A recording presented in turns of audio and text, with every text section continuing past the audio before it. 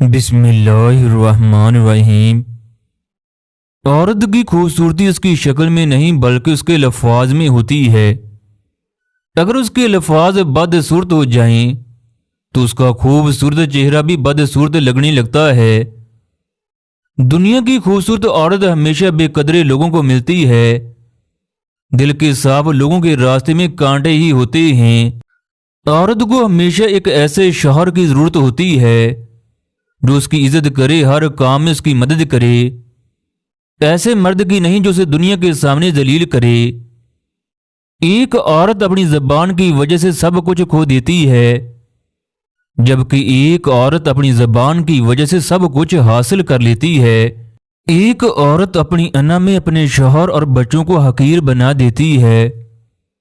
عورت کو اس مرد کی قدر کرنی چاہیے جو غصہ کرنے کے بعد اس کے پاس آئے۔ کبھی کبھی انسان کسی لڑکی کی خاطر اپنے رشتے ناطے توڑ دیتا ہے۔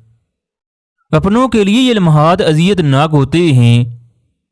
جب زندگی کی حقیقت واضح ہوتی ہے تو اس وقت اسی غم کی وجہ سے بہت سے اپنے موت کی آغوش میں چلے جاتے ہیں۔ اس وقت بہت سے پچھتاوے اور شکوے دل میں رہ جاتے ہیں۔ جس بیٹے کا باپ دل کی بات کرنے سے ڈرے، اس بیٹے کے لیے شرم سے مر جانا ہی بہتر ہے۔ مرد بھول جاتا ہے مگر معاف نہیں کرتا۔